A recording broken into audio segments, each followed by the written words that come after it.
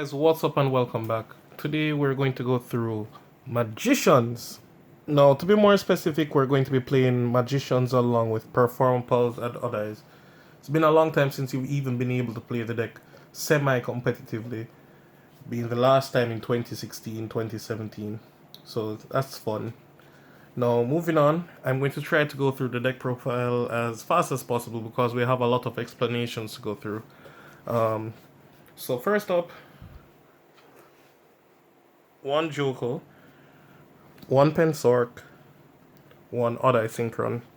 Along with them, we have the one Celestial Magician, who is also a Perform Pal. In terms of the deck, I might cut the entire engine, the entirety of it. The reason why is that every single time I open up with Joko, I get Nibiru, and I end up losing that duel because I don't have a way to protect myself from Nibiru whenever I have to normal summon Joko. Seeing that Joko could have come back to 3 a long time ago and it wouldn't change anything. Just pushing my facts more and more, Konami. Anyways, Joko doesn't really do that much for you. Yeah, it searches for anything in your deck, literally. But the thing is that it doesn't help you against meta stuff. So meta deck will still absolutely demolish you. So that's it for the Perform Pulse. Next we're going to go into the Magicians. Triple harmonizing, no explanation needed. From there we have double iris and one white wing. I'm sure as day this card is going to go to 3 next ban list. Now, being at 2, it doesn't have a high impact, but when it goes back to 3, it's going to have a high impact. I'm going to change the deck build anyhow this goes to 3. If this bumps up to 3, even if Joker doesn't move, I'm going to rotate my deck towards playing double iris at 3 and playing the combo version related to that. Because I believe you have a +7 combo in my own playlist with the card and Luster Pendulum with double iris. Absolutely devastating combo. And the thing is to it, it's even better now. Because even, I say, when you combo off, just know that you're going to go nuts. So if it goes to 3, it's actually high impact, but at 1 or 2, it doesn't do anything. So hopefully the ban has changed that for us. Next we have Double Oath. You can really play 3 if you really want to, because it's almost necessary for all the combos. It's just that you don't want to see it open in hand in multiples. Apart from that, we have Dragon Pit. The thing is with Oath, even if you find it in multiples, you can always use it to chain block. That's a real thing. We are required to play 2 level 7s. So Shanky's here for the filler, and he negates light monsters, so you know. And Dragon Pit clears up back row. So Dragon Pit is really useful, especially against striker matchups. It's not really that relevant, but there are a lot of persons who like strikers, and you don't want to buck up into one unprepared. Then we have Triple Revolution Dragon, which searches for all Pendulum Dragons in Yu-Gi-Oh! And then we have Triple Darkworm. So essentially you're playing 6 copies of Darkworm. And to go with 3 Darkworms, you play 2 Gate 0. You don't play 1. Pro tip, always play 2 if you're playing 3 Darkworm. And then we play the 1 Odd-Eyes Arc Dragon. The reason why you play Arc Dragon is just because in the event you have access to the Darkworm already, it's best to get a high skill that actually does something for you.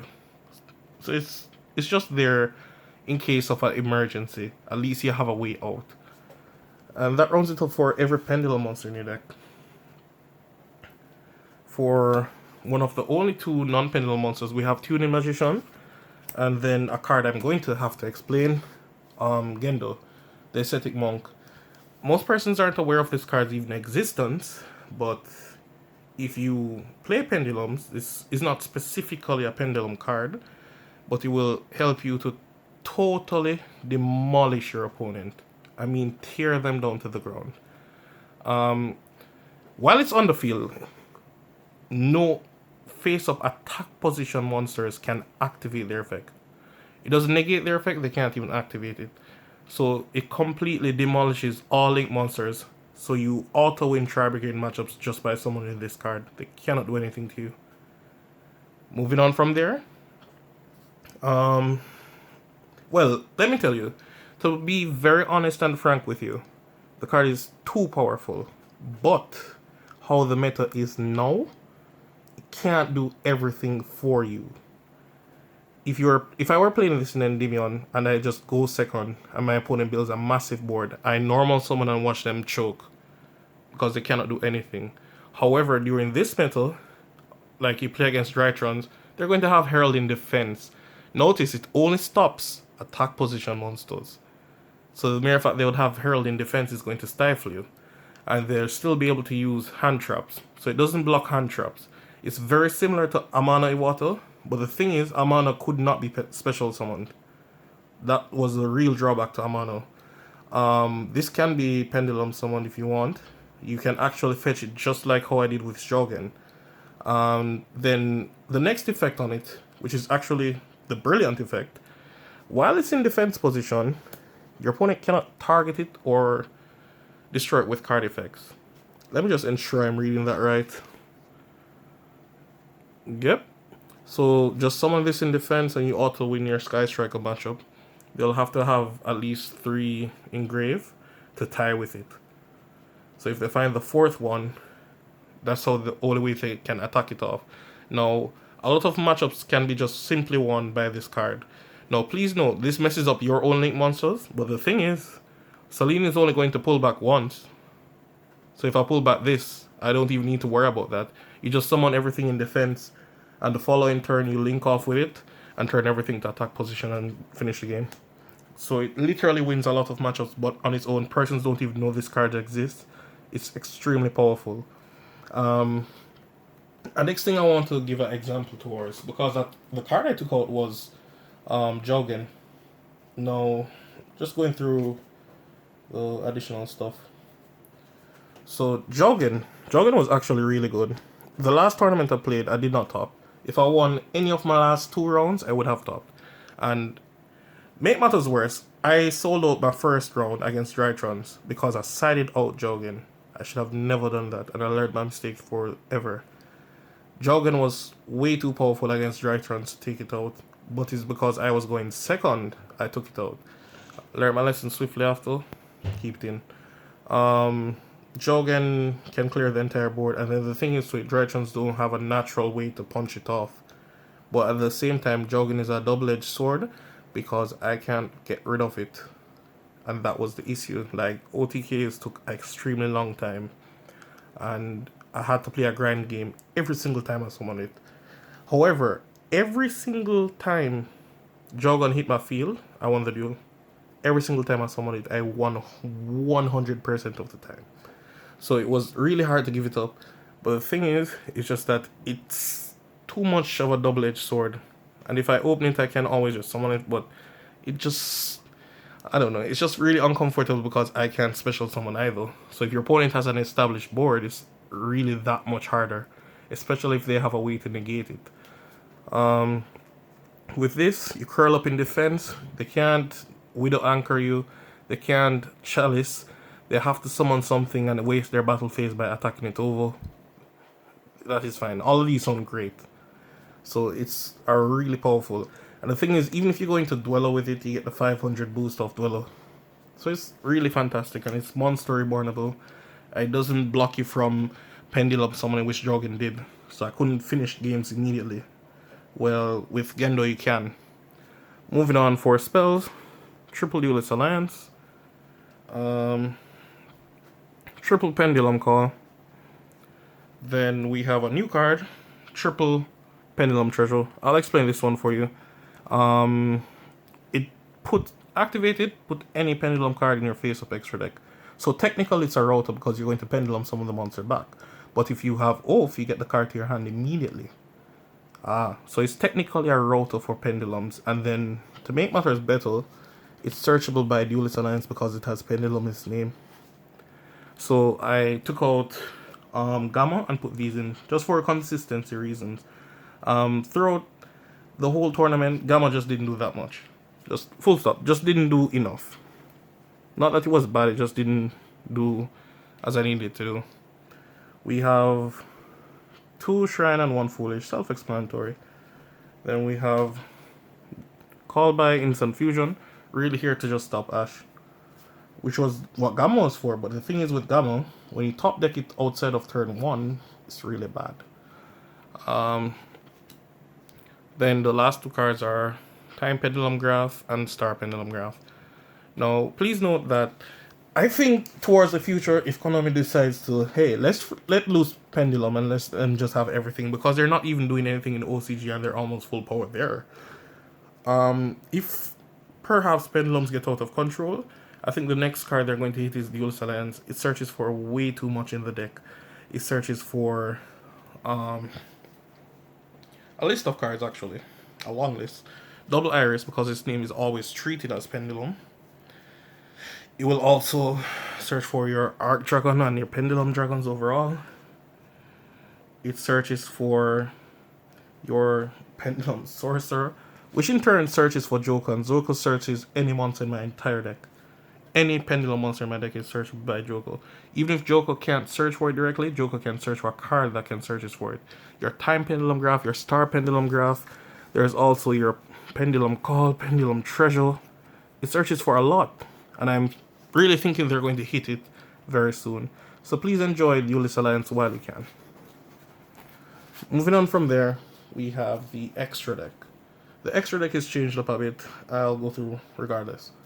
First up, Restrict. I'll put a place where you can see it, and Vortex. These two are self-explanatory. I don't really need to say anything. For Synchros, you have to play Rizal because Rizal is a Foolish Barrel. Savage Dragon. Self-explanatory. And Amethyst don't will for it. Mainly because you can just use your... my apologies. Where is it? Your Odd Eye Synchron. Along with any level 7 to call it. So a lot of times you're in a really bad position and you have to put this in scale. And then you have to deal with it in scale because Electromite is banned. So you can always just use effect, pull it, and synchro for 9, which is Wolfred. And Wolfred isn't even bad. Like, it gains 300 attack for every time a monster effect is activated, not specifically yours. And it can shuffle in your entire opponent's monsters. Just shuffle everything in. So it's not bad, it's a really good card. Moving on, we have Absolute, Dark Rebellion, Apologies. Yeah, this is Dark Rebellion. What am I talking about? Anyways, and Dwello. Dwello, really powerful. I learned my lesson when I said that once. Once! And I learned an instant lesson.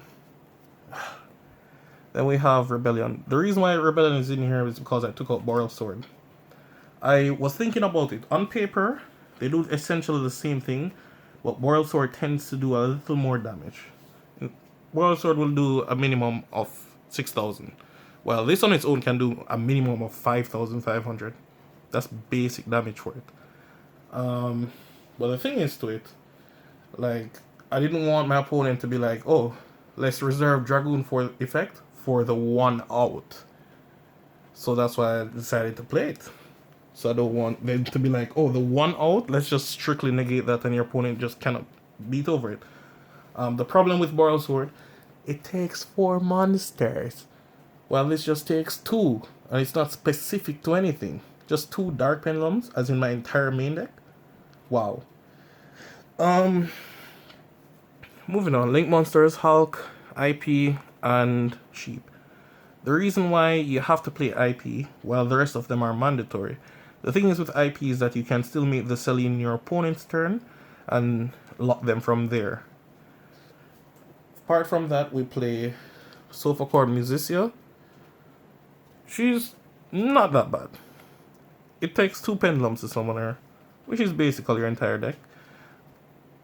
The thing is to it that I disliked about her is that her effects are not... It's more limited to the Sofa Chord, the search, but the thing is to the monster effect, where I can search out a monster from my face-up extra deck, it's a really good effect. Now, Electro might have that and you'd actually draw a card. But the thing is with this transfers the card from your hand. Now, the bad part is that it cannot move it from scale. So a lot of times, what I would do in a desperate position is that I would put Darkworm in scale, use this effect to put 0 in the next scale. Then I can always use Electromite to pop. I'll pop the Dark Worm so that I can put in face up extra deck and get a high scale and work from there. But the thing is with this is that it only does it from hand. So if I drew it, I would have to send it from a hand, which is not very complementary to the deck strategy. Moving on from there, we have double Selena Gomez, absolute monster herself, and the last card is Apolloso, which was good. Now, to be fair, I'm going to show you guys a combo. I really didn't want to do it 15 minutes into the video because it's going to be a long video. So here's what. Next video I'm going to post is going to be the combo. Now, the only card that I really had an issue with... Let me tell you how the tournament went. Basically, I lost 3 rounds, but if I won any of those, I would have topped. No, actually, I lost 2 rounds, my bad. I didn't top from that. Where if I had won one more, I would have guaranteed top, no debate. But things just wasn't going my way, like some unfortunate events. A perfect example was this. I had Dark Worm and Sork in my hand. And you already know if you use Dark Worm scale effect, you can't actually pendulum someone unless you're pendulum someone in dark, which Pal is actually at Earth.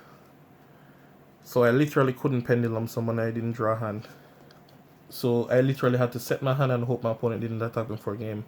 And that's against Dragonlings. Just think about that. And then a series of unfortunate events. A next example was my side deck. Now, this isn't me doing anything bad. It's just that it was unexpected. Like, every single person, a normal side deck like this would win. This is just 14 card. The 15 card is that extra deck monster that does burn damage. Draw. Like, majority of decks this will win. But here is it. Throughout the tournament, every single person used anti-spell on me. Drytrons used anti-spell. I was shocked to find out they played.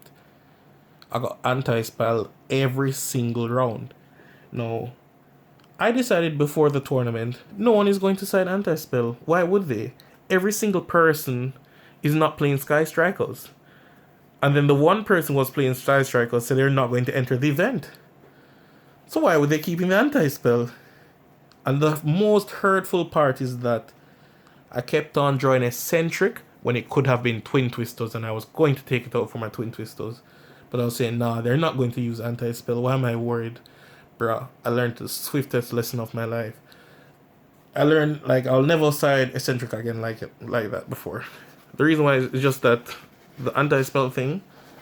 But then again, the ban list is literally next month. I don't know what might happen this ban list, considering Tri-Brigade Zoos won every single YCS recently. I think that's going to go. Like, I'm very sure Konami is going to hit it. And then I don't know if Double Iris might go back to 3. But as I mentioned, guys, I'm going to play the combos for you guys so you guys can see. The Monk combo isn't even that difficult. It's just that would your opponent out it? That's the real difficult part. Darkhold doesn't out it, Raigeki doesn't out it, Lightning Storm doesn't out it, Imperm doesn't out it. So they lose. So it's a really strong card and people underestimate it. Just think about this. The only way they can get monster effects is while they're in defense. How are they going to find time to attack this off? So your first monster you're going to have to summon is going to have to be 1900 and can beat this off without me protecting it, which is not easy. So that's it for me, guys. Rate, comment, subscribe, and I'm out. Peace.